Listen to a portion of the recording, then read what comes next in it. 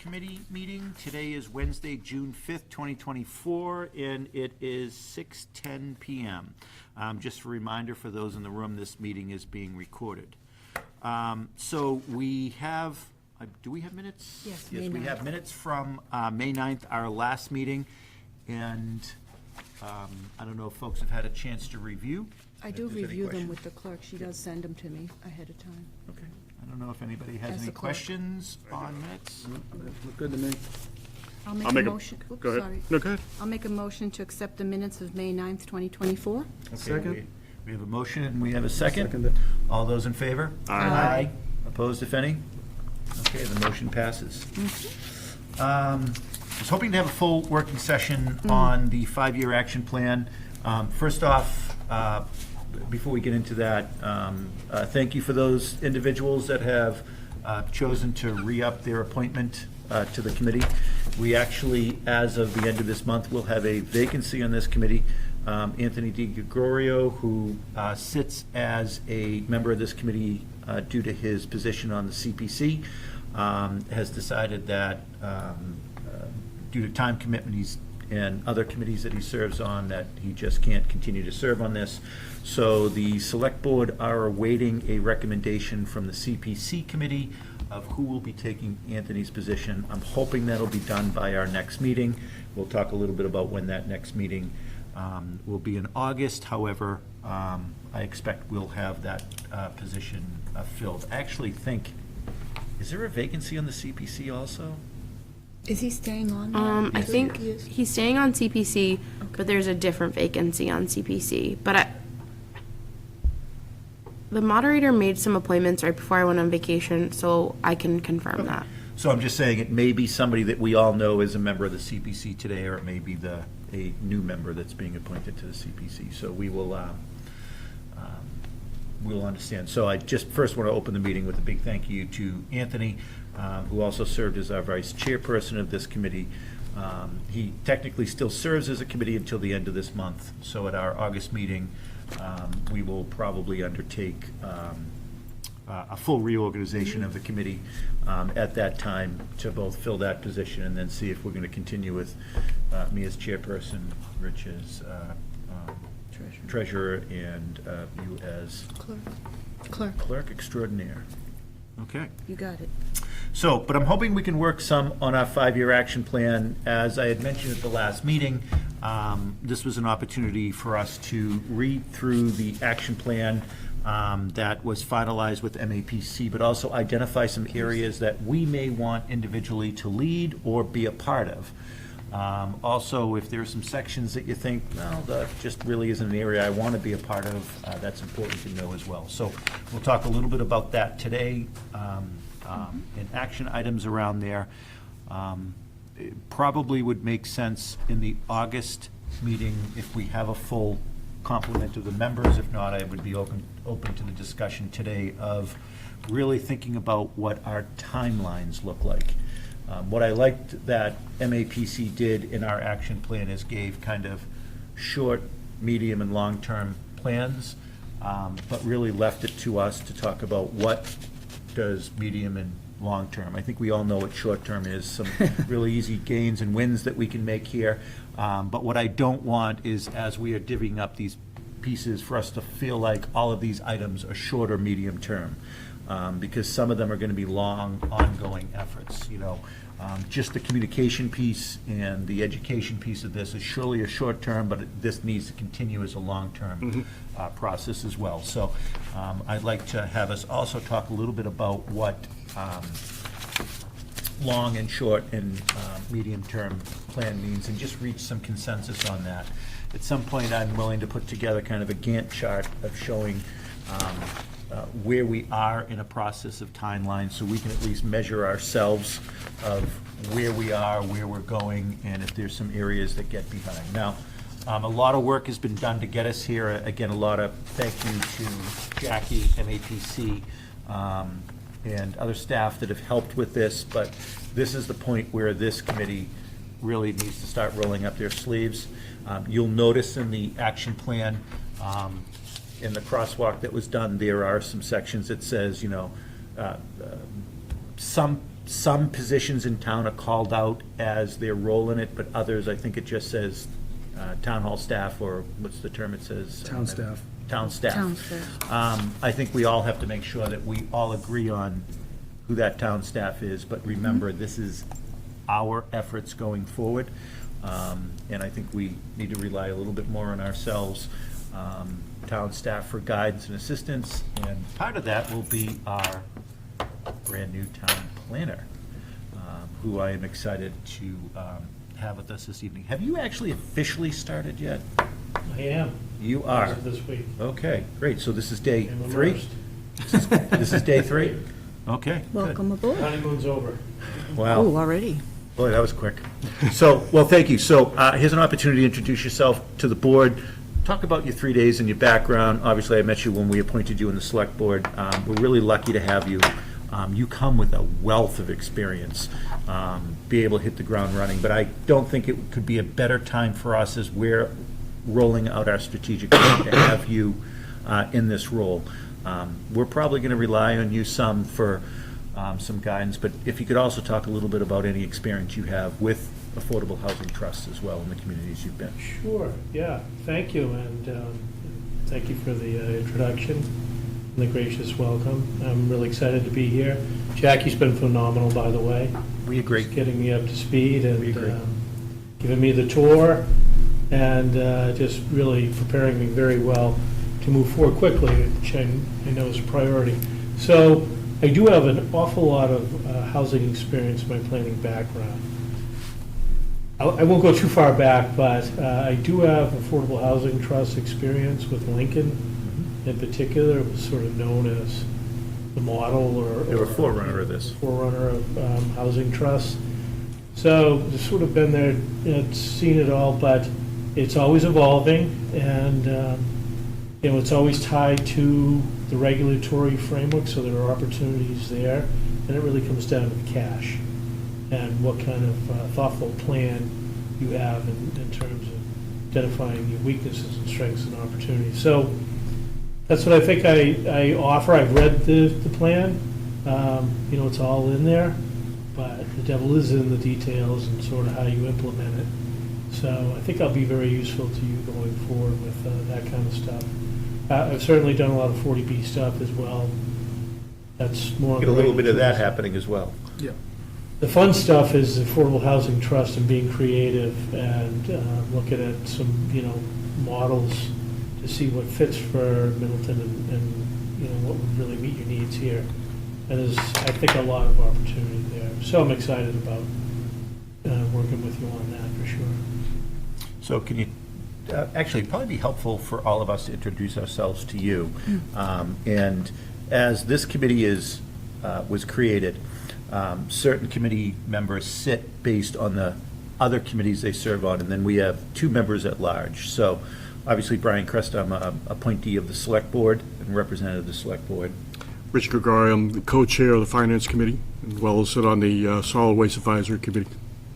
Maria Pecos Hansis, I'm representing the Housing Authority, but I'm also a library trustee too, which isn't why I'm on this board, it was for the Housing Authority, but just to let you know, I serve on that board also.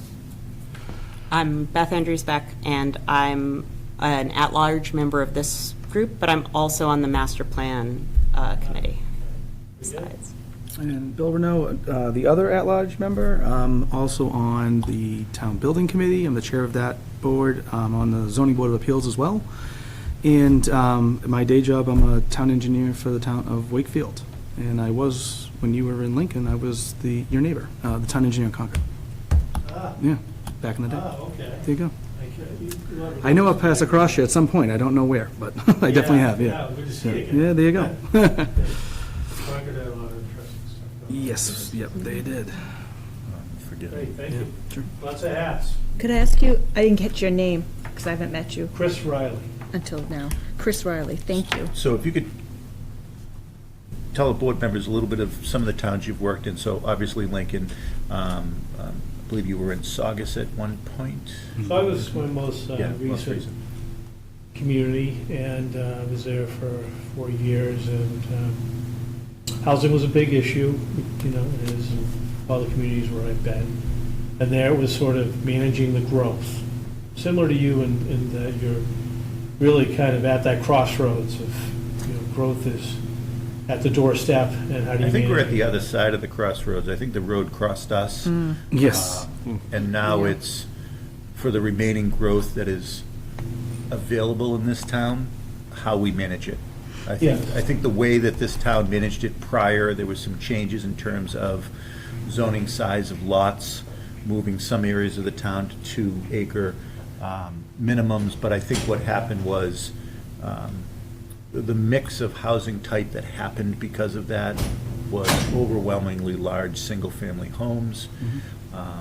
While there has been some condo townhome building that has happened in this town, the vast majority of it, pretty close to the vast majority, has been age-restricted, 55 and older.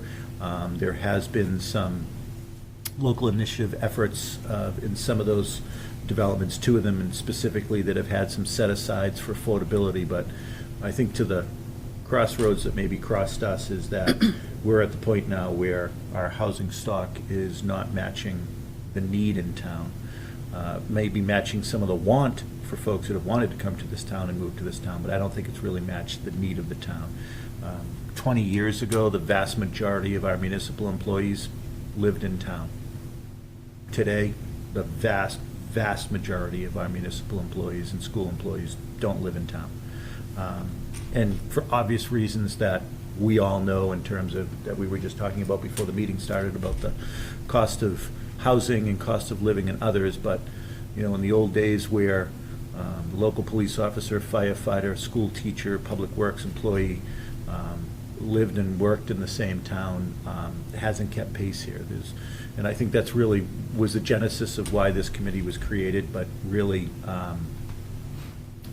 this is not going to be an easy process for us because, as you've probably learned in doing your research before you came to this position, zoning changes in town are not an easy process at town meeting. I love open town meeting, it's the rawest form of democracy, but zoning changes are not a popular topic in this town. What is also not a popular topic in town is the growth that has happened and what that has brought to the town in terms of congestion, traffic, and otherwise. So I guess we are at a crossroads of figuring out how, as this committee, can work with other committees in town, our master plan committee, our planning board, our ZBA, our town planner, and other committees, and then ultimately town meeting. I think you're going to see this committee want to be part of the process of making recommendations to committees. Now, we don't have any authority over the planning board. We have no authority over the zoning board of appeal or any other committee, but this committee wants to be a committee that can weigh in and give some input, thoughtful input, when developments are potentially happening in town about, hey, don't forget that we also want to think about an affordable component. And the committee has heard me say this time and time again, I'm a big believer in I use the term big A and small a on affordability. Jackie always smiles at me when I say that and then shakes her head. Because you stole it from others. I've copyrighted it. Great. That's the but- trick. The best ideas are always stolen. But I think that's, well, they are. It's, isn't it? Borrowed. It's flattery, Borrowed. No, we stole it. Okay. But I'm hoping that, as a committee, we can focus on both, because it's going to be hard to move the needle if our sole focus is a true affordable process and program, because this is a hard town for that to happen in. The cost of land, the current zoning requirements, the lack of appetite in the not-too-distant past to today on zoning changes, but also just the infrastructure in town. We are solely septic, except for small corner of the town that really isn't able to be expanded. We still have significant portions of this town that don't have municipal water, that really can have a detrimental effect to a development affordability. But this board, I think, needs to look at both. I'm interested in both the big A and the small a, and that's really where I think some of your experience from the Sauguses to the Lincolns of the world that you've done are, two completely different towns that viewed affordability different. I think that would be really helpful to this board for us to understand some of the things that you've seen that have worked, some of the things that haven't worked, but also help us with kind of that short, and medium-term goals of how we can get some wins here to get some momentum for this committee. I have many ideas already, so, yeah, I've worked at one end of the spectrum and the other. And in between, there's a lot of good things that could apply here. Ultimately, it's got to be what's good for Middleton, the community of Middleton, and what makes sense for them, but there are needs. And there's ways to do those needs that are consistent with the community ethos. So I think I have some good ideas on that, and I think I'll be useful there. You mentioned several things that made me think of several other communities we haven't talked about. Wareham is totally different on the far side of the moon, the south coast, than Salisbury in the north. So sort of been a circuit rider in that sense and seen just about every manner, shape, and form of programs. So I think we can get good results here and meet the needs without making the situation, I think, more of a concern, as I know people obviously are thinking. And we did have a survey too, I don't know if you saw that in the strategic plan. There was a survey that was sent out to the public. I don't know if you got that material, which had a lot of comments from people and what they thought of the different options to put before them. So it gives an idea. But basically what Brian is saying is, yeah, it'd be tough to bring in these things because they weren't positive. Yeah, but Well, and if we do nothing, what we're going to get is have giant single-family homes and then intense blocks of apartments built under 40B. And so unless that's the preferred option, we got to do something. Maybe. I think that's Yeah. where education comes in, not Yeah. here, but to folks. We need to be- Communication and education. Yeah, yeah. I think that's probably, should be one of our short terms for sure, to explain that. And I think everybody we on this can board work gets in, it. we can work in tandem with some of the other committees. For example, earlier this year, there was a potential of town meeting activity on some issues around accessory units by right, which I think we all think the state is probably moving in a direction on that. And if we've learned anything from the MBTA zoning process is, while cities and towns believe that we have sole authority over our zoning, the real reality and settled law reality is the state has control over our zoning. They really do. And many of the states around us, state of Maine, for example, has moved into a statewide accessory units by right. There's some legislation moving through the House and Senate right now that is likely going to have something around there around accessory units by right. We decided not to go forward on this because I think we weren't at a phase of education, both educating the public on what we were trying to do, but also us being educated on the public and what the public was thinking, whether what they wanted, didn't want, or were concerned or questioned about. So I think the communication and education that this committee is hoping is going to lead needs to be done in conjunction with some other committees. Planning Board, Master Plan, ZBA, Concom, and I others. think a lot was on the table too, which Chris might not know. It was. There was a lot Yeah, to there was going to be a consider. lot zoning-wise Masco, on. And just yeah. even Masco asking for $30 million divided by 3, there was a lot being put on the table all at once for the townspeople, and I think that just scared everybody. Agreed. I mean, it was too much to encompass. And the municipal golf course getting the 10 million last fall, then going for big money for Masco for repair, I don't know if you know, HVAC stuff, and it was, I think, too much for people to take in. Yeah. The other context is what the towns around us are doing, because Danvers I saw they're pushing to try to get, well, we gave you your MBTA zoning, we want our bus stop back. Stuff, right? Like, But we're I'll- going to end I up don't know with if that's traffic. gonna We're But I'll going also to end tell up you, with Danvers traffic. Center is about ready to look completely Yeah, different. Not pretty either. And it already is halfway there, But but we're that's gonna a get decision as a traffic. town they made. Right, but we're going to be getting extra traffic from all the growth happening around our borders.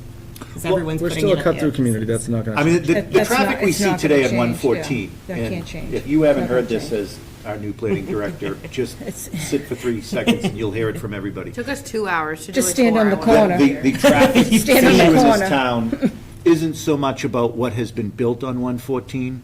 It's mostly about what's around us. The gateway. I mean, Middleton is called Middleton because we were the middle town between Salem and Lawrence.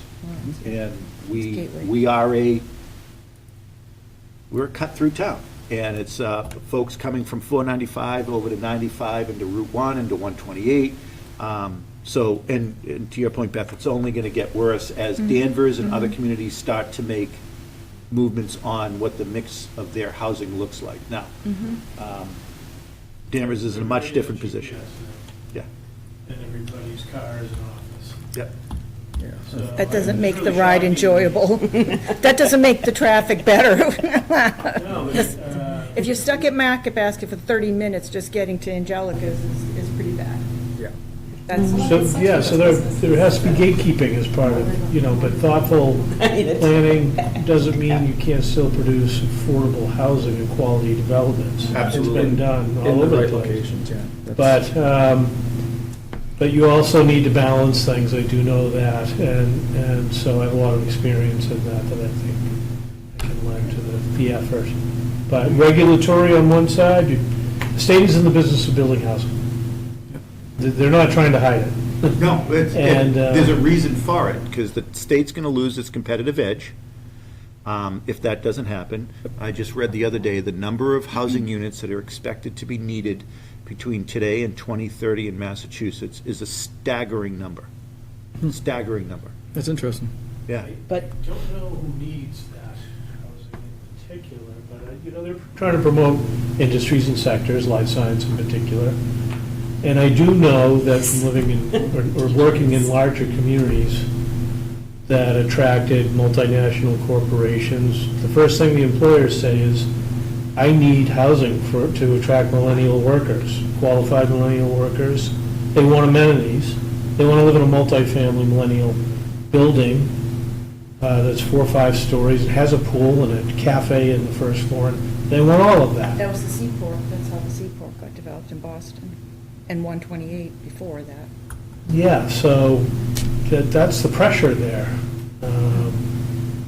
But, the town still does have significant control. We do. With the will I- of town meeting. Truly, truly. I think honestly, though, one of the big growth stoppers here is the lack of sewer. That's a biggie. yeah. That's a biggie. So, I mean, it just happened with the Angelicas, that they were looking to double the size of that. I mean, we even highlighted it during, I think, our first kickoff meeting. We were saying like, how If would that you was fit- how sewerage would you- there, if sewerage was there, Oh, that would be- this town would, first of all, we would not be in a friendly 40B discussion with them. This would be Yeah. a 200-unit building that would be happening in this town would have, Well, then we hit our number. control. We'd also hit our number, too. So just keep that in mind, right? So, That you would know, be the only one. it's kind of the balance, but, But I we'll mean, never be it was pretty sued. clear early on. I mean, I do this for a living, so, I mean, I recognize right off the bat that they couldn't fit it, but. Yeah, but the- keeping, you know. but trying to prevent growth by denying ourselves amenities seems Yes. like a poor long-term choice. no, I'm not disagreeing with that also. I mean, Rich and I were Depends on how you talking look at today it. on the walk-in about, my wife and I are at the point where we're ready to downsize. One has flown the coop, the other one's getting ready to, watching, to fly the coop. And I don't know if there's somewhere for me to downsize in this community. Would you like that clipped, though, for, we can have team clip that? Yes, and send clip that for over you? to him, thank you. Yeah, you're welcome. Trust me, he's not watching That was this very meeting. nice of Jack. But on the other end is, this is a town that folks have come here for the schools. Our schools are fabulous. The kids that are graduating from these schools are going off into great professions, whether it's working in the trades or headed off to college. And the vast, vast, vast majority of them are not going to live in this town because of zero opportunity for them. There's no apartments here. There's very few to no multifamily homes. Think about all of our first apartments when we first flew the coop. There is some affordable homes, but they are very few and far between. What was that? I think a book fell. Very few and far between. And those are the issues that are going to change the complexity of our community. There's that multi-generational Yep. being a community is going to change, and then Middleton is going to be a town that just keeps every generation cycling over. Yeah, which is not what you want. I mean, I think the other piece too is that we haven't really talked about redevelopment, and that's gonna be a thing. I mean, that's definitely, and I think that's coming in the next 10 years pretty What was heavily. it that you said? Redevelopment. I didn't hear you. Thank You know, we haven't really talked about that at all, and I can't see how, you know, I can think off the top of my head 5 parcels that probably should be redeveloped and are gonna be ready for it, so, I mean, and they're in prime locations for folks. You know, there's one at the end of my street that you know, received approval that hasn't moved, and I'm sure the reason it hasn't moved is because they wanna increase the density, you know, or, you know, come and put something a little bit more extravagant. I would be surprised if it's not, so. There are limits to growth for sure in this town that are beneficial for you to at least have more time to think and manage about things, but I will tell you, and I think you'll back me up on this, there are now alternatives to septic that weren't there 10 years before, such as what's called package treatment plants. They're now affordable and very efficient. And so suddenly those larger developments can happen where they couldn't happen before because they couldn't make the septic feasible. So We'll be sitting around that, though. That's what's gonna end up happening. That's what's going on right now with Villbridge at the Angelica's property, and, I mean, they're doing their own little package treatment plant at this point, so they're gonna start to do it. It's, I mean, I see it coming, but most folks don't wanna go through the DEP, so you sit right around the units that we're seeing there. I think those would be the size of the development. There'd be a bunch of little 40-unit developments popping up. That's what you're gonna see, unless we modify and come up with other solutions. I mean, I think the key for us, though, is to make sure that we're getting the, you know, we're getting the benefit to it. So as these are going in, we're getting the credit for the 40B so that we can control it better as a community and make sure that we're putting them in locations where we want them. Incentivize, like inclusionary zoning. That's going to be one of the suggestions I have when we get to action items and stuff. But, I mean, I think those are the things we got to start thinking about. So. yeah, I think that's a great suggestion. Inclusionary zoning is, I think, it should be a short-term action item, but they'll be working, we've talked about the housing production plan, the importance of that, and some of the safe harbor tools and protections that will apply with the 40B you're looking at right I now. mean, the voters and taxpayers in this town are just starting to pay attention to that because of the Villabridge project that, boom, arrived at our front door. And everybody ran around with their hair on fire. But then, you know, I always say when something happens that makes people uncomfortable, a lot of good can come out of it. One of the good that's coming out of this is, as a community, we're actually having, finally, a real honest discussion about housing in this community. Yep.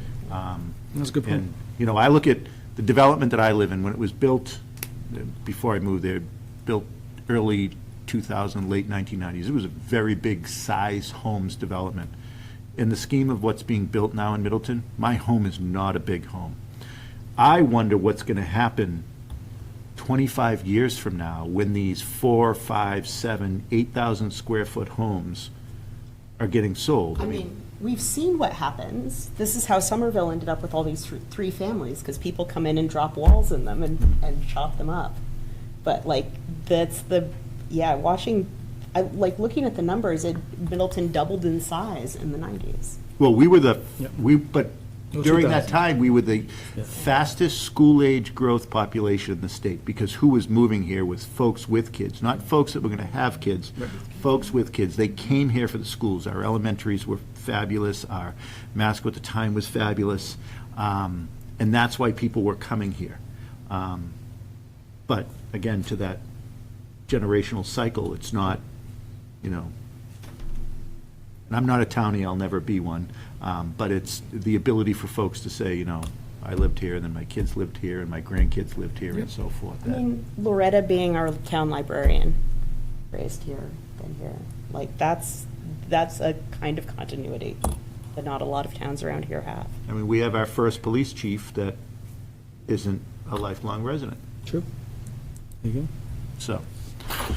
so, I mean, I think we are in vehement agreement of the issues. Sure. I hope that we can get into vehement agreement of some of the fixes to this. The thing I'd always ask, and I had mentioned this to the committee early on when we were formed, we were formed around the time that the 40B project arrived. Yep. And a lot of discussion was happening out in the public realm, Yep. social media realm. I think the thing I'd ask everybody in this committee to always keep in mind is this committee has an awesome opportunity to actually inform folks, but also be informed by folks. Yep.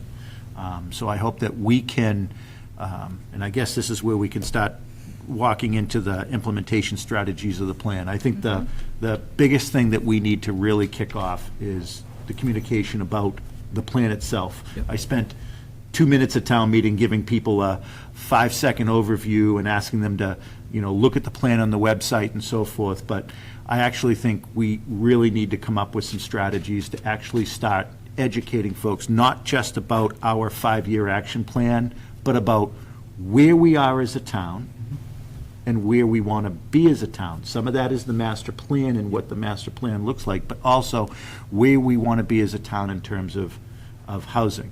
I don't want to survey our folks again, because over the last 6 months, our folks on many issues have been almost over-surveyed. Yep. But I would recommend as part of our action items on education that we start holding some listening sessions where we invite the public in and get a big whiteboard and let's start talking about, like, what is scaring folks and what do folks want to see? Because if we don't understand what they're concerned about, we're never going to get action on what we can move forward Yeah, on. I think, but it's also important to understand the guardrails of what we're working into, and I think the townsfolk need to understand that. I think they got a pretty good education with the 40B as it came through. I mean, we've been pretty adamant and talked a lot about it at the ZBA. I mean, the reason I'm on the ZBA is because I saw that for sale sign go out there. I knew something's coming, so, I think it's important that folks understand that, it's going to happen. The question is if we control it and we guide it, or if we take no Or it stances. controls and guides us. That's it. Yep. That's it in a nutshell. So that's the first presentation in my mind, and then opening it up to folks. But I think you need to have those types of meetings. One of the things that we did, Jackie, for the building project is we did a bunch of kind of, what did I do? Like those little, it was almost like a little presentation, like a standard presentation just being made to the camera with like one person doing that, which I'd be happy to do, or you do, either one, but kind of get to that, just to have it reoccurring, it's available, people can see it, and then they can understand it. I mean, I think that got a ton of views. Well, and I at also times, think so. some of the things that you did as your role on the building committee, I mean, I look at when we went back to town meeting to ask for the additional dollars, we've had some success in this community, and different groups in town of going and actually speaking with them, but listening to them. Those that are, down at Fuller Pond, which is a large kind of contained community within a community, meeting space down there, folks that worked well. are pretty engaged in their town, folks over on the Locust Street area and the Ferncroft area, Council on Aging and our veterans groups have been really helpful, and quite honestly, our Council on Aging, those that are engaged in our Council on Aging are probably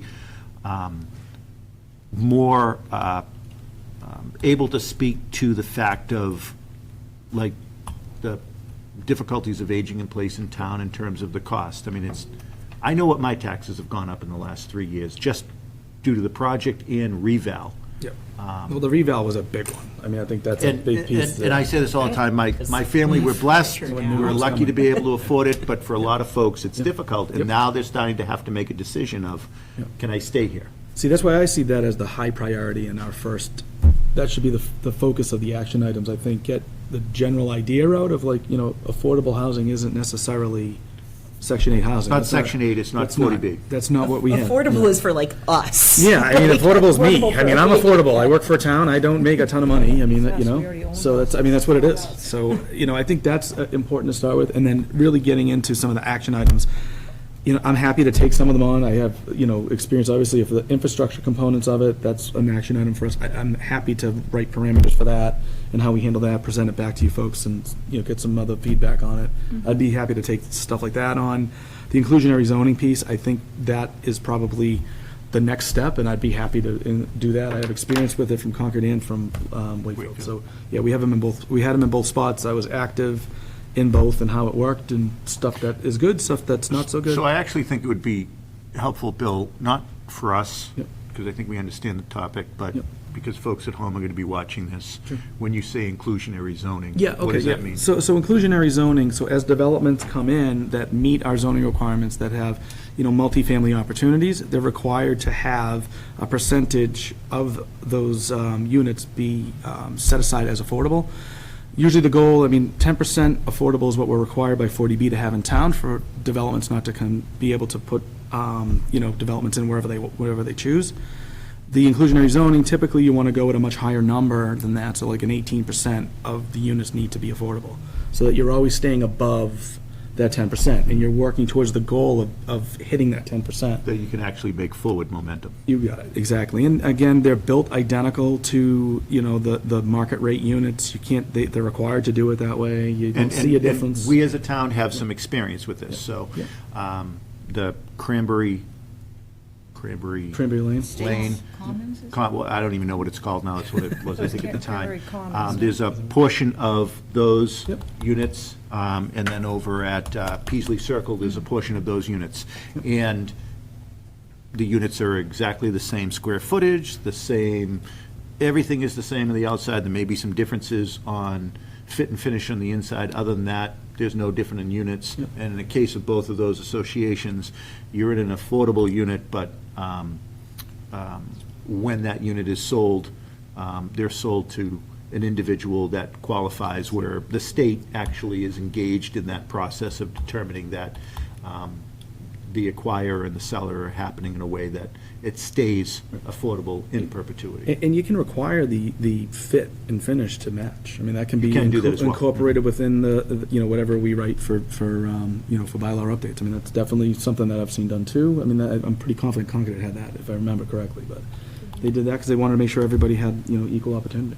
So it's just ways to think about it. I think it's an important one. It's, in my mind, it's low-hanging fruit, but it's going to take a lot of time in communication, I think, before it would go to town meeting. So I think I would see that as a few I years think the out. thing that always makes me concerned about how you turn that into practice. So think about the current zoning we have. Let's think about development that's happening right now in town, right off of River Street, where the old tennis club was. Yep. Raw lots are going for $650,000 there. Yep. Let's just say there was an inclusionary process that was done there that said 2 of those lots would have to be affordable. Yep. I struggle with understanding how we get a developer that's going to want to do that. So I had this experience in Concord. So what they ended up doing is they had those single-family lots were turned into duplexes instead. So they look identical to the subdivision, and the planning board allowed them to have a little bit extra zoning. They had to go to ZBA and to the planning board to get it approved, but they were able to get some additional units there. So instead of it being 2 units or 2 houses that are built that way, it ends up being 4, so that from a dollar standpoint to the developer, they're equal. And then the town gets the benefit. Instead of having 2 units, we get 4, so it's a win-win. That's how it's done. So I've seen it done the way Bill described. I've also seen it where, in a single-family subdivision, you bring Habitat for Humanity or another nonprofit in, and they do a friendly 40B on one of the lots. Yep. And so that's another way to create a 2-family. It's a little bit more bulky in the short term. Yeah. But it's something you don't have to change your zoning to do in the short term, to the point of the low-hanging fruit. Yep. Because what Bill's talking about is most useful when you've included it in your zoning, which my prior community had it and then got rid of it. And so they have a very nice development right off of 128, if you ever are in that area. And it's, to Bill's point, Yep. they took some of the single families and made them duplexes. But the way the architecture and the design and the layout of the development looks, unless you know you're looking for the 2 families, Yes, you exactly. don't see them. Yeah. And so it's really inclusive because it just looks like a beautiful single-family neighborhood. It doesn't, seem as though there's a high density. And if you're a little kid, you're just living on a cool cul-de-sac riding your bike. Like, you don't notice that somebody's in a two-family and somebody's in a one-family, which is really nice. Yep. The only thing is that subdivision you're talking about on River Street, though, to put something like that, given what I've seen the houses that have gone up, that would stick out like a sore thumb. That wouldn't. Well, not I- necessarily, not You built- you- necessarily. I I can't think see it's- I the think it's developer an- going for that when you get it paying $650 You make for the a- lot. I mean, a couple of them are like Hollywood looking, I mean. But you build a three, keep in mind, you have a one of them's, the units can be a 3 or 4 bedroom units. I mean, you make a, you know, And it's what you know, it doesn't have to be, you know, that, you know, the 5-bedroom, you know, it will look, You mean it doesn't have to be a 2-bedroom each? each wouldn't be a 2-bedroom, no, you could. Yeah, you're not building, you're not putting a ranch next to a 4,000 Or square even the foot. duplex, you're saying Yeah. the duplex. Because you're doing it Still. from the beginning, it can architecturally blend. Yeah. Right. I Like, if think you that would take- be if so you have difficult in 7 that subdivision, what I've seen in Yeah, that yeah. subdivision Maybe right not. now, maybe because it's already so built up and I already think, taken yeah, up. it's a hard change midstream. Right when now, it's from yeah. the beginning, it's a very different aesthetic. Even that house that was there originally, that small house, when you come up on the left, it was there originally. Yep. It's like, But whoa. if you think about this, if lots are going for $650,000 in town, like if I bought a lot there tomorrow and I'm thinking I'm going to build my home that I'm going to downsize to, I'm not going to build a 2,000 square foot No, lot there. no, home no. there. Why? Because I'm never going to recoup my, No. the value of that home is going to be detrimental to the investment that I make. So, For the lot. so there's a balance, and I think that's where, Bill, from your experience and your experience can help us, but also as we are educating and being educated on this, we can see examples of this. And be able to show folks of developments that have happened with inclusionary that have been done in a way that are totally transparent to the public. You drive down a neighborhood and it looks no different. It's not a development of cluster with 1,500 square foot homes on a 12,000 square foot lot, surrounded by big massive homes. It can actually be done in a way that actually will make this also an attractive neighborhood for folks to want to move to as well. And if you have 7,000 square feet to play with on some of these footprints, that's at least 3 apartments, right? Like It if could be you were more, doing- yeah. it could be Yeah, I mean, if you're looking at that significantly more than development, that's a good example. I mean, we could require that And to it be could 3 look the units, same. depending on the size of you tear it up based on you know, the footprint of the building. There's a bunch of ways to do it, to get there. I think it's a difficult sell for that person buying that other house, that big house, though. I don't know. That mixed use is tough to swallow for someone to pay that kind of money. People are that's buying my big opinion. homes. People will buy whatever they can find. Whatever they right can get. now. Yeah, Look at if I'm Blue talking Haven. about someone buying that, putting that Hollywood houses, I call it. Look at Blue Haven and those big homes that are being built right at the At entrance of the Blue end, Haven. at the beginning, yeah, at the entrance, yeah. That's single, those are 2 or Yeah, 3. I yeah, think those are it's 3. single-family homes, The but, 3 is- you know, this far from 114. Yeah, we probably could fit And 2 the of our house homes is inside all of, but hey, you know, Yeah. it is what it is, but it is what it Right, is, right, right? So- So, but again, Well, back that's to why the you need point put it of, in the zoning, too, of- so it's not so, optional. Bill, to your point of willing to take on that topic, Yep. this is why I think it's really important for us to start and get ahead of the public communication on this. Yeah, I think that's the first out of the It's- gate, that needs to be out of the gate, Yeah. without a Can we- doubt. Would the committee mind going through some of the ongoing and short-term tasks, and we'll start assigning some items? Because I also have some communication materials that MAPC prepared for us as a result of the study and the community engagement they did. So if it's okay with the committee, could we Yeah. jot through the first few of these and make some assignments, and then people can have the end of June and July to go out and prepare and like consume and Yeah. prep, and then we can regroup in August with people reporting back. Does that Yeah, feel that works. sensible? I think it's actually good, because we get the Right extra from the list, time, yeah. so Yeah. that makes a ton of sense, yeah. Yeah. So, all of these are the ongoing ones, which have been kind of happening through my office for the past few months. They're pretty straightforward ones. They're just keeping the lights on, setting the budget, asking CPA for additional money, meeting schedule. Can you remind me what we have available right now? We have 80,000 that's coming July 1. We had 200,000 plus accrued interest for the past year. Probably sitting around 300 maybe. So just shy of 3, if Okay. not right on the marker. Okay. And we'll get, Rich, you a new report once we get through the fourth quarter Yep. on the interest. Do you want to skip this, like, kind of sketch So section? I think, if you don't mind, Rich, Right. I'd like to kind of, if you'd be willing to lay out a process on setting a budget and then actually getting us into Yep. a process of annually approving our budget and reporting on our budget. Yep. Currently, we're paying for your minutes secretary out of the town administrator minutes line that we use for select board meetings.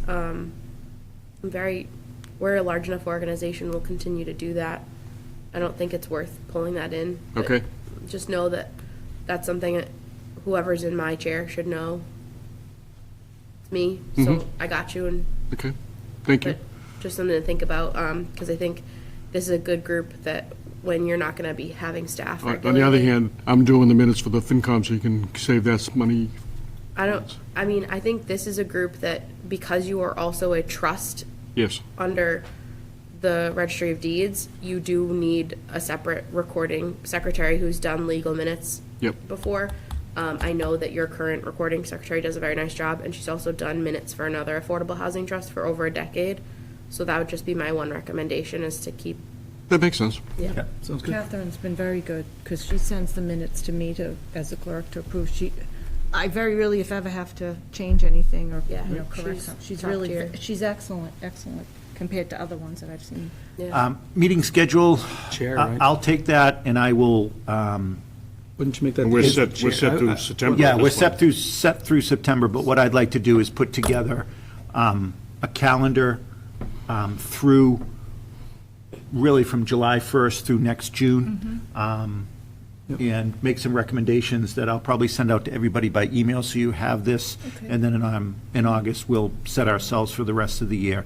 And part of that, I'm probably going to take a little bit of swing at us doing some regular scheduled listening sessions in that schedule. Cool. Probably separate from our normal business meetings, and thinking about how we can do that. So I'll take that swing. Okay. Seek grant funding. I think Chris and I can, in terms of limited town resources, this is something we can certainly send to you all when they become available. We get all the emails. That might be something that's on hold. Honestly, we're not going to get any grant funding based on the town meeting. Well, vote, I so- say we still, Yeah, We've got we can another stab identify, at we can it. identify all the ones that we didn't apply for, you know? but I, Bring that back to town meeting. I still think we should be looking at opportunities for grant funding, and this is an important message to also identify if here's some areas that we looked that Just the unfortunately were or were not successful, and at some point, the state's going to have to decide But if it's they're going to not all continue to penalize. Something's going to happen, the MBTA zoning issue. And that's something where when a particular grant comes up and there is more work for it, maybe there's a lead of that. What do you mean by more? I mean, I write a lot of Oh, them, so oh, I don't- I don't like, have a as problem opposed to doing just, Yeah, and I grants. think I mean, reading we them tag in team when on we grants actually- anyway Yeah, already. On the important Oh, grants, okay. between myself Writing and a Chris grant. and other staff. That's what I do. So that's I what know I'm you've saying, got for a we'll living. send them Plenty to of you, experience. but when it comes to the serious ones, we'll of course get So involved. I'd ask both of you, as you have experience with communities with affordable housing trusts, how often have affordable housing trusts been successful in non-government grants? Being what? So, Habitat? like, well, not even just doing a project with Habitat, but different grant-making entities that aren't, Department of Housing and Community Developments, or whatever they're called now, or federal this, or this government program. Foundation? In my experience, Yeah. working with the trust for 6 years, every grant we got was state or federal. Not nonprofit. No, because the nonprofits typically help the nonprofits and the governments typically help the governments. There's not a lot of crossover. I don't know, Chris, if you had a different experience in Lincoln. Yeah, there's some foundations and profits. There's one in particular that's been pretty aggressive in their use of funds. And so I could do some outreach to them, but there are channels that are not government related. So there are resources there that, and, Jackie and I will Yeah. know how to, push those levers. I think when you know, too, some of the other tasks and activities that are your short-term focus, that can help guide us in what types of grants we send your way. Because there's certainly always opportunities, but you want to have something, a great example is last year we were primed for a mass development grant for the Memorial Hall property, because that was the right time for that grant. So it's also about like having something that's kind of shovel-ready before you apply. That's a biggie. So like 90% of the grants I get, I've either already designed with myself and staff, or, you know, I've permitted the project or whatever, like all these like little hang-up that become problems for other grants. That's usually what brings you over the top. That's why So- we've been so much more competitive this year with the facilities project than we were even a year ago. Because it's not shovel-ready, the shovels. The shovels. The shovel's in the shovel's ground. I moving. can show them a picture of the dirt, the Yeah, trees. it's not a new ski slope. I can send them sticks from the trees in the application saying like, look at, we really are serious. Yeah, now it turns into making sure we're ahead of the construction work. That's where it turns now and shifts, so that's the key. Seek CPA funding. So this is. I did this. We Yeah, I did think it's, Costa. yeah, it's, I'll continue, and if I continue as chair, I think that should be the role of the chair of, and that's, the CPC has been very good about ensuring that if the dollars are available, but they won't offer it unless they're not, if they're not asked, they don't offer, or they do their best to fund. And in the past, on affordable housing dollars, they were sitting on a large chunk, and at one point, we gave some to the Housing Authority to do some work over there because they just didn't know what to do with it because nobody was asking. So, The Shared Housing Services Administration help maintain SHI. I think that one, will likely remain with staff. I think that's something that our former planner was doing, so I don't foresee why we wouldn't continue. and that's basically keeping an eye on expiration dates, but also weighing in as appropriate. Now, would that be a recommendation that you'd bring to this board and we would make a formal request, or is that something that will all happen through your organization? The thing that I would also say is that, so it's maintained in the sense of units that could fall off of a deed restriction, but also there's always kind of shifting units, and we can never disclose where they are, but the state course, I has understand beds that. in every community for different state programs, so those count towards our units as well. So I think, from my perspective, our SHI is in pretty good shape right now. Their next couple of things are like about a year and a half away. So I think that's a process that let's let Chris get to like day 8 or even 12, and see. Okay, next Friday. Do we get any credit for the 3 to 5 year residents? Certain No, location? thank you for the suggestion, but we don't get credit for our involuntary I was just curious, I residents. know, I haven't run into that. Yeah, no, we do not get credit for the involuntary residents. But I think Chris will let you get your sleeves a little more rolled up with the SHI before we. Okay. No, that makes sense. Yep. So you completed a whole section. Congrats, super exciting. Let's move on to the next one. Compiling your annual report. Someone that writes a whole town annual report. It's an exciting gig, so you should all be fighting for it. Sorry. So, I'd ask if our clerk would kind of want to be the, and I'm not asking you to do it solely, No, but I'm to not be gonna do the, it solely, no. to kind of be the Sherpa of this, because I think our first annual report is a really good opportunity to continue to introduce ourselves to what we're doing. So I would work with Jackie and Chris on that, or But this Jack- is also the annual report. This also includes not just the annual report that we would provide to the town, but are you also talking about the reporting that we have to do to, because we are a trust? a trust? No, this is just the annual report to the town as a committee who has money that is spent. So this is a report that gets done and submitted prior to town meeting. I think we could continue to have an audience and the ability to speak at a town meeting, but also I'd like to see in the future that we actually have something that we're handing out at town meeting. Does that- That's a good idea. Basically also an annual conversation with yourself about goal setting, updating the website, things like that. It's just a kind of an annual reminder to continue updating your materials. So then you would put that as clerk, and then you would, sounds like, just based on what you just said, also the website to the clerk. And I would say that would be. Am I correct? That would be about kind of being the, I'm not asking you to lead these two and run it all and No. then tell us how the website is and No. send us copies of the report when you're And done. send you the link to Start the quoting. website? But Yeah. I would tell you that I could see the annual report discussion and website updates being perfect examples of regular, ongoing items on our agenda. Not maybe every meeting, but part of a working agenda that we'll have. Because So I would work with staff, though, with that. Yeah, I mean, I mean- would be next to that, too, we correct? we don't allow, That's maybe on we the do, Jackie, we don't allow committee members to actually Oh, but have it's on the other side. editability on our No, website, do so we? it would go Yeah. through staff, make and sure I I see think it. we just need to talk on our end. Would There's be no, just me. Chris is so new, there's no admin in my office. So Deb Mahoney, who had been the admin in our office, is normally who I would think to assign. So once I have a new admin in the TA office, it'll fall probably to that person. Okay. Because they do a lot of our board and committee work and minutes updating and things like that on the website, keep the board and committee lists going. Right now, it'll probably just be me for the summer until we've got someone in that position. The folks that are admin at 195 are pretty well-scheduled.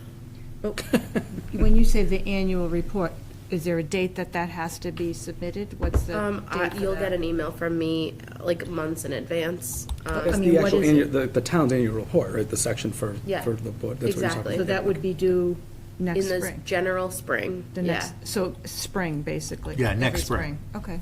And the Yeah. website is not even started, so we'd have to just add to our time. Yeah, you do have, We have a page, you have a page. We your have a plan- page, but Your not- plan's up. Not much on it, yeah.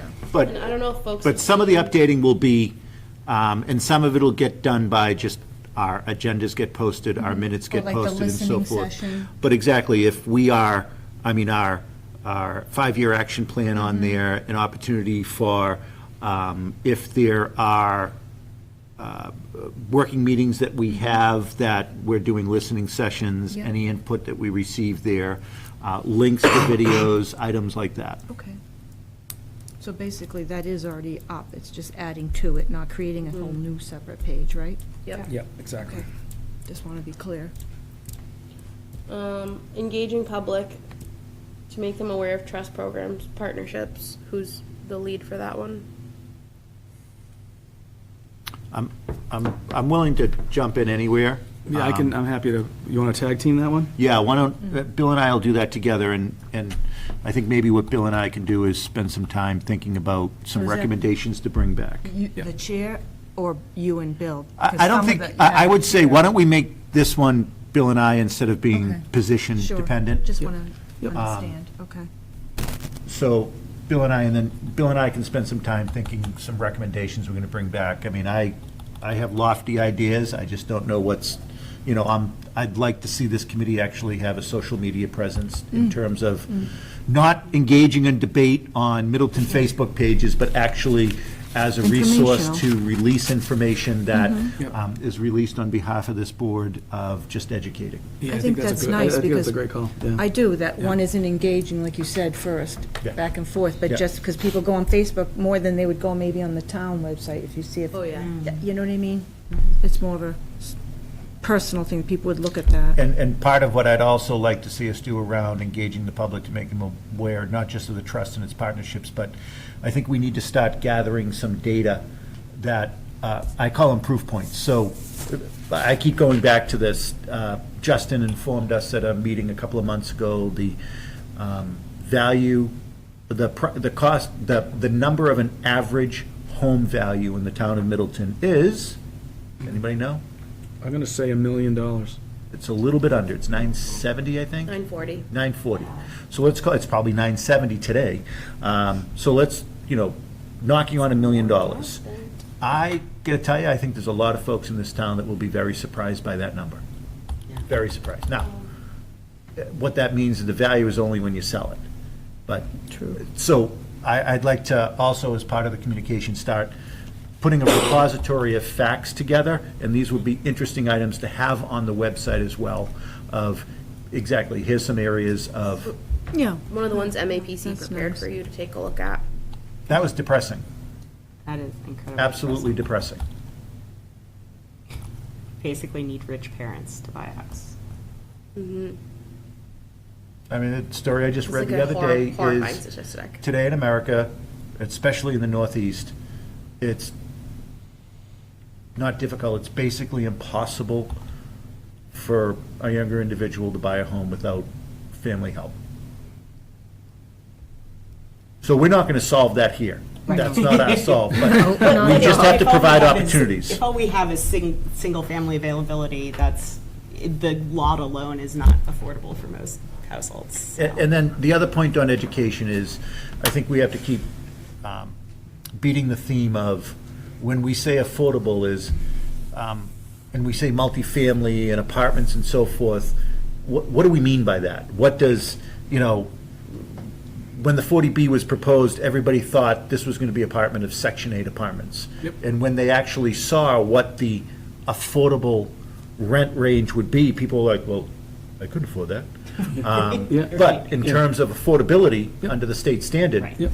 It it's hits it. affordable. Yep. Right, because it's more affordable than what we've got. So I think we have to have that same dialogue and actually give examples of Yep. when we say multifamily, or an inclusionary zoning, and we say a multi-unit building in that, Single-family development. what does that What does mean? look What does that look like? Yep. And I have actually examples. show examples. Yeah, we got examples, for sure. It's interesting that you use that terminology, because in most places, they've moved from that to mixed use, which implies some other commercial use or Commercial use component. too, right? But rarely talk about multifamily anymore. You're being more transparent, direct about it. Yep.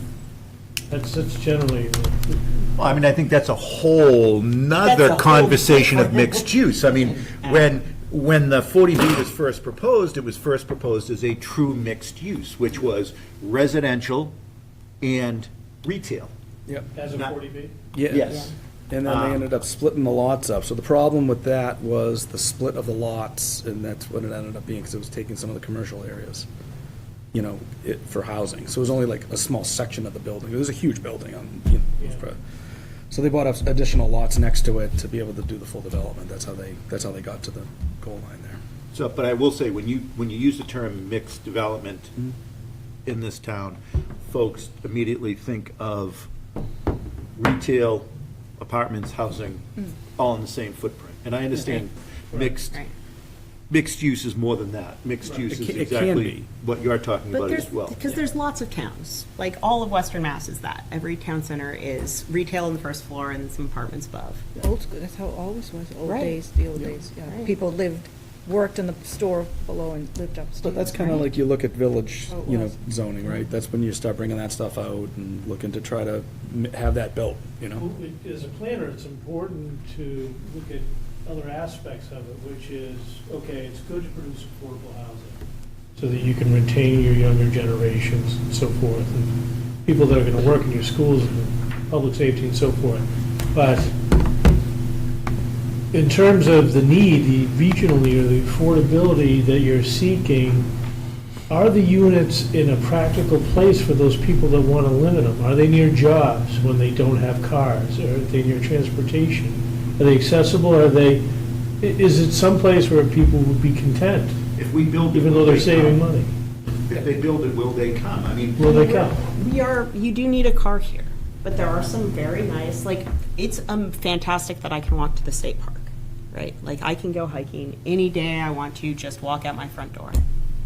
And And this there's, town's made some investments in, through donations and tax dollars, of building a rail trail that we're continuing to expand, that is, for a town that didn't have really any sidewalks, is actually being greatly used, that there's opportunities to see if it's gonna be some mixed-use development, can actually wrap around some of those amenities. And there's some But now these are locations also that work. tying into Peabody and Danvers and eventually North Andover. We have to find you the sidewalk map. You're gonna love it. Well, there's another one, by the way, that, in Lincoln, as an example, you'll probably remember this, maybe they did the same thing in Concord. We didn't call them sidewalks. They were called roadside paths. Oh, that's what you guys did, yeah, we didn't call that. But yes. Just another example of the power of language and how you So the turn. reality is, we do have a lot of roadside paths in Middleton right now. Right. It's not somewhere you really want to walk, but we have roadside paths on River Street. That's what. They have residents. Yeah. Yeah. Roadside paths, yeah. Riverside. Sorry, Jackie, we got. Stowe did the same, derailed was it again. Stowe that did it too? So, You guys have this conversation and it's so great every time we have it. So I just cheer. want you to focus on the activities. Yeah, so no, I you hear can ya. Do the things that you're My so fault. excited Okay, about. we have to stop. so making Thanks for reeling us back in, presentations to Jackie. residents at Anytime. COA and FPL, I think Wanna what we regroup have to on- do in first August? is actually put a schedule together before we figure out, because I think if we build into our schedule that we want to do this 2 or 3 times a year, build it in, and then let's plan for it and say, who are we going to go speak to the first time? Who are we going to go Perfect. speak with?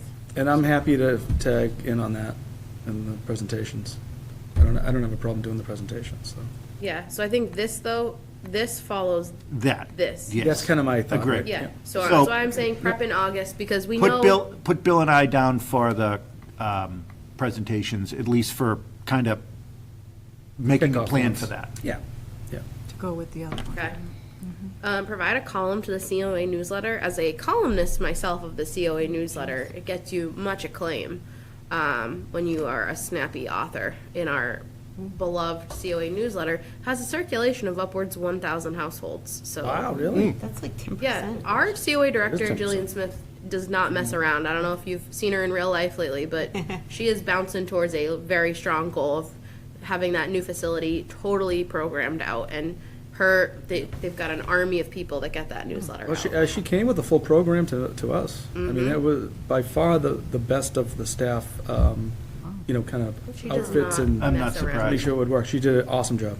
How much runway do we need, and how often would we be able to do so? Great question. So they do 6 a year. So they do, each newsletter covers 2 months.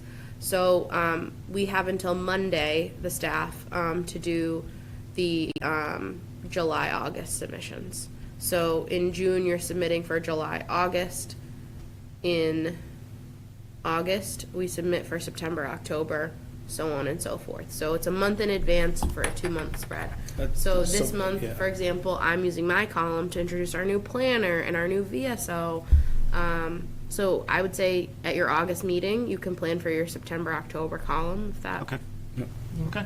And it's like 250 to 500 words, depending on if you want a quarter or a half page. But also we have the infographics from MAPC. So that's something else to think about, is interspersing those as like ads in the newsletter, because we have different formats. If you haven't seen it, it's on our website as well as the hard copy version that gets mailed out, but it's a remarkably good way of getting information out. It's also good if we're going to do some listening sessions to promote the listening session Yeah, in that as that's well. what I was thinking. Yep, okay. Yeah. Agreed. And then proactive communication, which I'm gonna just add to the prep in August column. Sounds good. A whole other section done, everybody. I'm super impressed. Here we go. This is a harder one, and so this is the whole section about dealing with site plan review and nonprofit folks in the region, auditing the zoning. And I would just say maybe this is something we let Chris get. I would really recommend it being helpful to us if, Chris, if you could immerse yourself in, as you learn this, and then maybe come to us with some recommendations. Because we've had a long discussion in the past on just our process for being involved in site plan review. And we have some different committees in town that you're probably getting attuned to, from the Commercial Industrial Design Review Committee. I don't think we've even explained that one. Okay, well, you're going to learn about that. Yeah. That's on the agenda tomorrow. But there's been, back in the day, everything went before the select board first. There were some that wanted to return. Here's what's happening. There's a lot more focus on development now in town. So we have to figure out where we sit on that in terms of our ability to actually make recommendations, but also to make it in a timely manner. We do not want to be making a recommendation at the 11th hour where it's just, and then it looks like we're in conflict, like, hey, how come planning board didn't even listen to what we were recommending? Yeah, so I think what would be most helpful, if you could look at the tasks here around a lot of these, and come back at a future meeting with some recommendations of how you think we should think about tackling this, because because I also think about site plan review, but I also look at, we have, it, on here, the right to handle, right of first refusal. We have a lot of chapter land in this town. And the problem with chapter land is, more often than not, when we are notified of it, we don't have a process to even address it. We don't even have time to call a special town meeting, never mind figure out how to fund it if we wanted to play a role. But I would also like to see us actually inventory both our chapter land, but also large undeveloped parcels. And there's a lot on 114 and other places in town. that- 62? Not and just under- but and underdeveloped. Yeah, un and underdeveloped. Yeah, and- underdeveloped, that's And the key. start to inventory these to determine, like, would these be areas that we would want to just go have a conversation with the current owners now of, hey, Mr. Jones, Mrs. Smith, before you ever decide to do something, we may, as a town, want to work with you. Power and authority of affordable housing trust. They did in places like Lincoln. So I. You're saying, so they approve, I'm assuming they went to town meeting and gave like kind of blanket approval to be able to act on these things? Did they do something like that or allow the town administrator to? Because we did that in Concord, our town administrator, our town manager there, but had the authority to be able to acquire property. It was done in one article. Yeah, it was never town meeting, although town meeting. Our charter requires Yep. that the select board cannot sell or acquire without a town meeting vote, and we couldn't sell, for example, without an appraisal. So. Yeah, well, that's a. But there's, Yeah. the charter specifically put things in here to slow the process down. Yeah. But what about the charter review committee? Are they looking at that at all? So that, I mean, because I think it's a lot different than it was. They've looked at a lot of things, we don't know what they're really looking at, so Okay. we'll know by. I mean, Could we I maybe, would say that- could we maybe plug in with them to say we think this is an important I think modification? we can, and in the shorter term, there's ways that to handle right of first refusal Yep. in a community. Like, I worked in a community where the TA existed by a job description. We didn't even have a bylaw that created the TA role. Yep. And there's a way to handle right of first refusal as a policy of the select board. Yeah. That gives you enough flexibility to do what Brian's talking about, where like you have to, because they're, like, I know what you're talking about with the Concord policy bill. Yep, yep. I don't know how they were funding it, where the TA could, or the TM could acquire it. Well, But they had an account, they basically had, an account for this to happen. So besides the housing trust, they also had a land acquisition account that was just Yeah, part so of the they- general budget, so they had the ability to always grab it. And so I think that's maybe something that we grow into, Yeah. but in the short term, I think we would there's never gonna be a pool of money that we'd need to access without town meeting approving that Yeah. pool of money. So I think having a right of first refusal process that the TA gets into the weeds quickly to allow for time for a special town meeting in a short, like, there's a way of doing it to grow into what you're talking about, if that's the will of the community. Gotcha. But there's a way to do it when you don't do it that way as well. Roughly, how much money do they put in the annual budget for that? It would come from a bunch of different ways. Sometimes it would be gifts from different other, like, kind of private trusts. I mean, I would say consistently had a big nugget, I would say somewhere in the $5 million range. Wow. And it was almost like just this other account that was there specifically for that purpose. And then, the town manager had the ability to acquire property based on a town meeting vote, so So- he could make that decision. For an economy of scale, for Richard's benefit, Yeah. how much was the Concord annual budget at the time? Oh, 150 million? that sounds about right. That would So- probably be about $1 million, $1.5 million line item here. Yeah, Yeah. just to get, like, just I think for the economy of scale is important. Yep. So the thing in this section that I would like to be involved in is the identifying nonprofits and finding out what the sort of prerequisites are. What would it take for you to consider coming in and working with the town? And that's the gamut of small not-for-profits, Habitat for Humanity, Yeah. others. And I would also like to see, as part of that, and we've talked a little bit about this as a committee, and I think the select board's talked a little bit about, is there things that we can do through tax incentives to promote opportunities to do so? Yep. So, Beth, if you want to Yeah. take that on, I'd Absolutely. love that. Yeah. Yep, that's a Okay, good so point. I'm happy to work. To loop back, my task is to come to you with some recommendations on maybe streamlining or improving the procedures and processes for how you can provide input.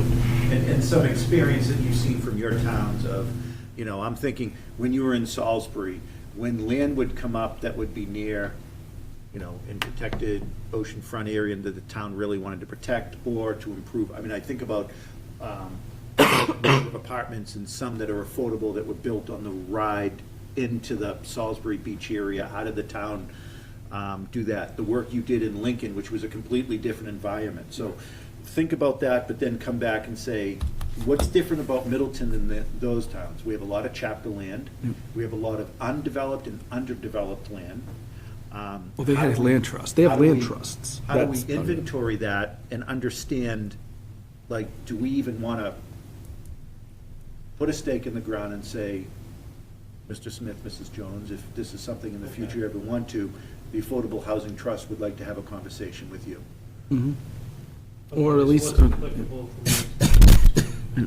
Yeah, I like, mean, I'm 'cause- thinking, yeah, we'll get through some legislative arm twisting, we'll get DCR to pay for it, but then that throws in the state issue, you know, it's in flux. I think it's also not about getting any of these across the finish line. I think, Chris, it's a good part of our longer conversation that we started with Justin this week of who's doing what. Like, we know that the housing production plan and the master plan update, when they come along, are your domain. So that one's like a very straightforward one that we'd like to participate in whatever process you do, and that's pretty normal. But I think having some conversations about how as a town we want to approach these big picture, because this is not just the Affordable Housing Trust's lane when we talk about property acquisition and right of first refusal. I think we need to have a conversation from a staff perspective of what our general recommendation is. Yeah. Like, even, like, respectfully, like, identifying nonprofits that develop affordable housing, that is a conversation that we need to have on the staff level before, because if it's just an individual member of an affordable housing trust reaching out to Habitat, for example, they're not gonna give you the time of day, Yeah. respectfully. They just won't. no, but I think what can be done and what Beth can do is work to research, learn more about, look at those and say, well, we've heard they've done projects in this town, Yeah. that town, and this town. Who's a good fit? And exactly, and also, like, on the right of first refusal and so forth, this committee's making a recommendation. This committee Yeah. has no authority to do anything around there, and unless we get into, well, the owner of that property really wants to do something with the Affordable Housing Trust. And Right. then, we're in a different zone of operations. And I think it would be helpful for us to make a recommendation to you all of a good ways to do that, so that you can make an informed recommendation to the select board and other various bodies. And I think the process for site plan review, I think Chris is getting deep into the weeds right now on our current processes with planning and zoning. So I think we've been kind of waiting. And once we knew the position was opening, he may make some shifts to how we currently do our operations. So Yeah, that's fine. it's been a good, but I think that we'll revisit this in August, pretty in depth. And we can chat. Do you want to get into median turn tonight, or do you want to wait until later? Because with the last couple that we have are this section about the administering grant programs, participate in housing production again, guidelines for capital improvement, investigating home and CDBG funds. We also have the section that's more short-term on the SHI and supporting deed restrictions, which we already talked about a little bit. And then more training opportunities for the trust members to locally attend and making those materials available to you all. Yeah, so I would say training opportunities for us to attend and participate. I think that's short-term, but also a continuing. And I think it would be helpful to understand what programs are out there, what things MAPC is doing, what things other not-for-profits are offering, what is MMA and others doing that we could, whether it's online, conferences that we attend in person and other items like that. That would also be helpful to feed back into the budget line item. So if there are ever any training items that we would like to participate in, or quite honestly, trainings that town staff want to participate in that address specifically affordable housing, I think that would be a logical thing for this committee to also think- potentially participate in. Bare minimum, MMA just launched a new database of all of the trainings that they've done over the past couple of years. They've done some good trainings on affordable housing. Another good programming training platform is the Citizen Planning Training Collaborative, which is more focused towards board and committee members versus town staff. They're not always, every topic is not perfect, but they do have a couple that are on affordable housing, so that's something, those are free. So we can get those out to you, and then you guys can pick and choose who's gonna attend what, and that's just the free stuff. Mass Housing Partnership used to do training, one-day training specifically geared towards affordable housing trusts. I haven't I seen don't know that. if they, Have you seen it? I haven't seen it. I remember it too. Yeah, so I'll look into that and see if, you know, we can have a conversation, I've had it with them, to have them come out here and give you some personalized training. So we'll look into that. I would also say that, for Chris's benefit, you guys looked at a lot of other affordable housing trusts materials before we got into the weeds on your strategic plan. So if there's an affordable housing trust that you really were envious of, don't feel like we can't extend an invitation, offer them a snack or coffee or something, see if they'll come and speak. So if they're close by, I think Yeah. people are always willing to talk about the good things that are happening in their community. So if there's a particular affordable housing trust whose ideas you deeply want to steal, we can certainly invite them in. We were doing the guest speakers for a little while when you guys were, in the weeds of the plan. And I think that was a really effective way of getting information out, so we can continue to do that as well. I feel Just like dropping North things An- over I- there? Yeah, I think it's just things cooling down in the Okay, evening. great. I mean, I think North Andover Housing Trust has done a really good job of building some affordable housing that really fits into the community, that looks like it's a part of just the town. It doesn't look like brand-new buildings dropped from outer space or anything like that. That was one thing that I noticed. And that may be a community we want to invite to have a conversation with us and learn from. Well, certainly Lincoln is known as, Oh, yeah.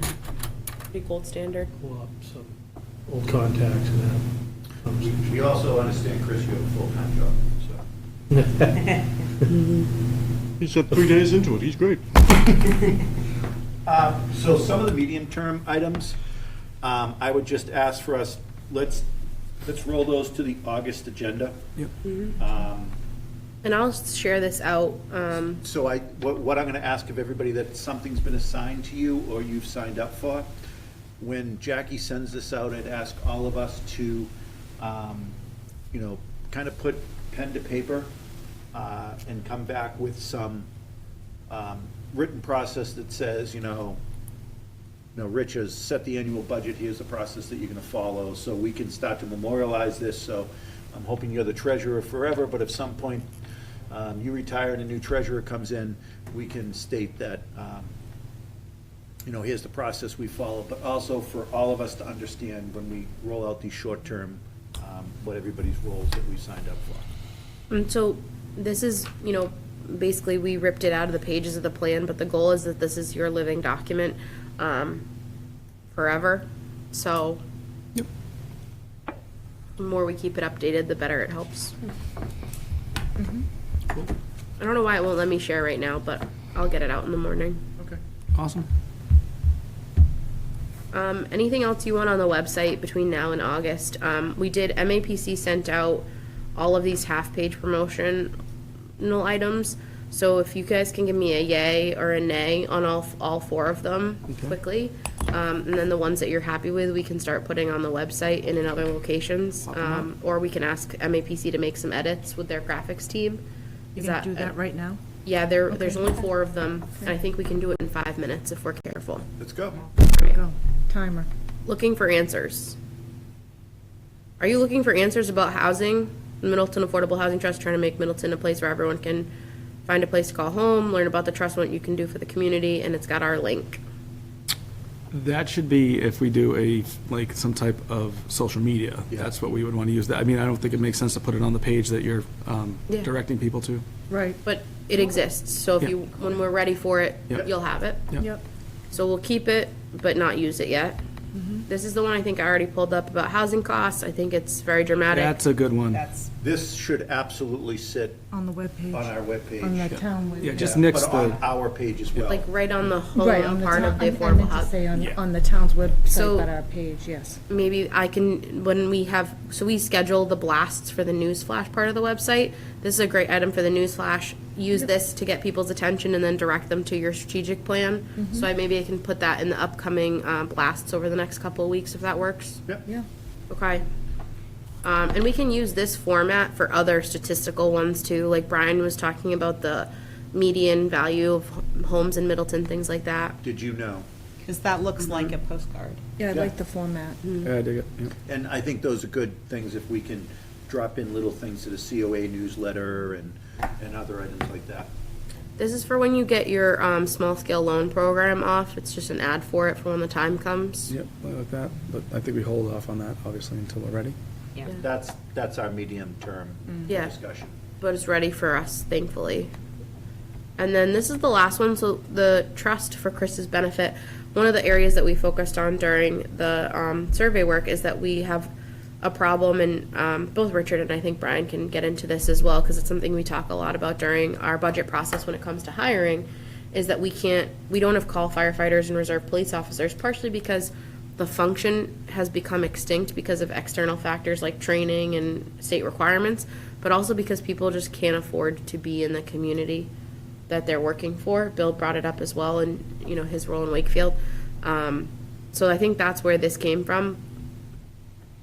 And I think this is an area of tone and policy though, for this committee, if this is what you want it to be. I don't love the picture. I was just gonna say, I the don't picture love on the the pictures left, is either. that someone's teacher? Because that, Yes. is that a teacher? Feels very stock photo. That's our teachers after a day of school. Yeah, I was gonna say, I don't like that picture. Yeah. But I think The we have picture I don't some like at nicer all. photos of like Middleton Police and Fire. We could, Right, if sure. we could swap out maybe local photos of some of our local. Just a picture reservoir. of one of our fire trucks or a Yeah. picture of one of our Yeah. schools. Yeah, I don't think we want to be throwing our actual Yeah. employees on there. I don't No, think- not employees. You can't afford to live the here. physical you know? station. I want to be clear. I It's like don't. she's ready to jump ship. I don't put photos of I people. mean, Right. she's like, get me out But of here. I think, Right. and I'll send these And all maybe out. we could frame it in like that headline in a more positive way of like, I don't know, our.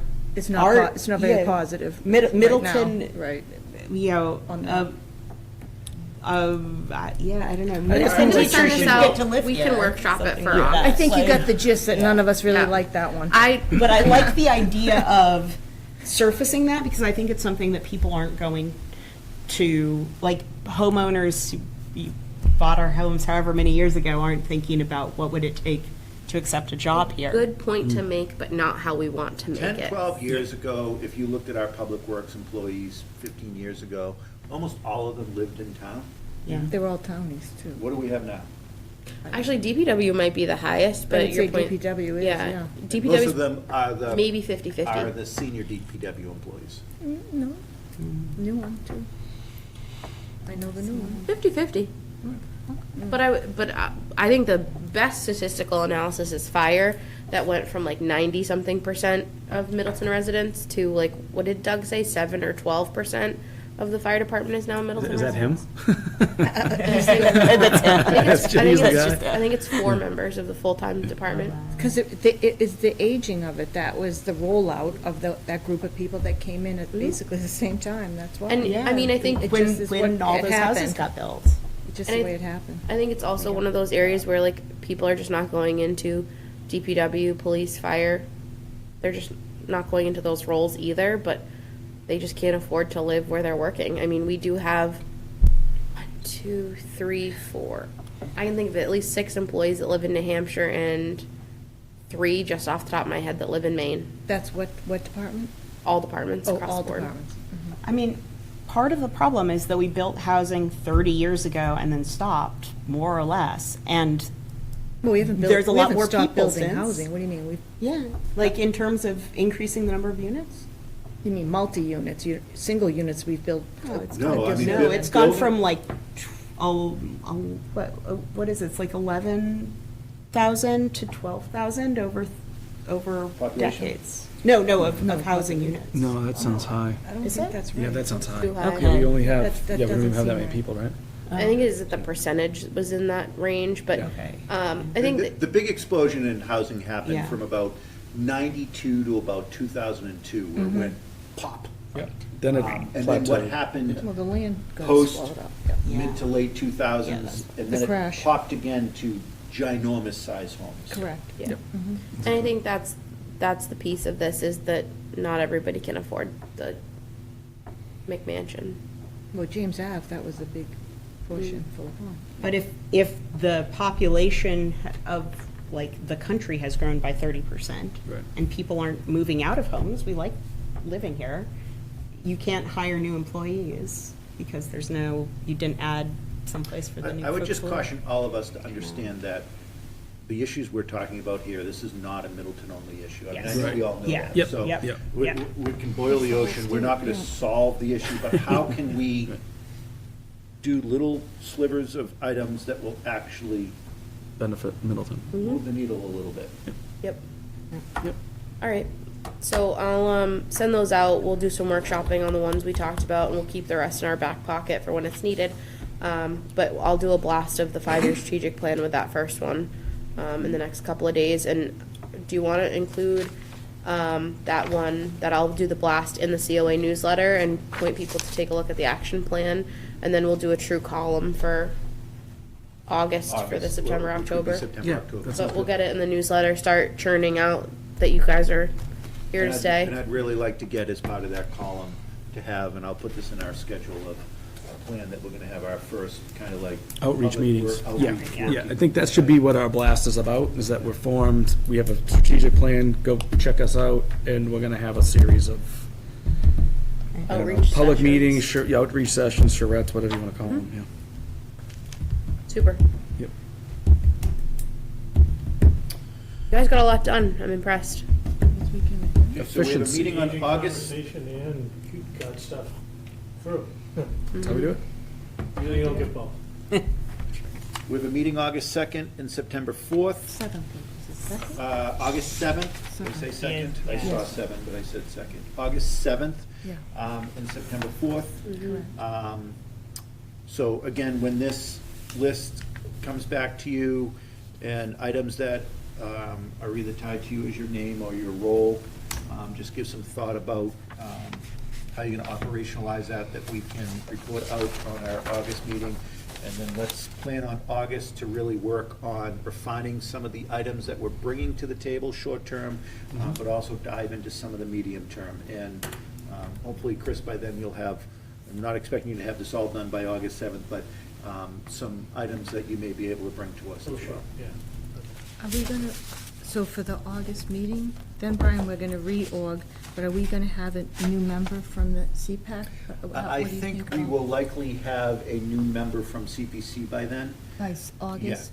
Yeah, by Okay. August. I have reorg on that agenda too. Yeah, so and we'll Oh. do a reorg at that time.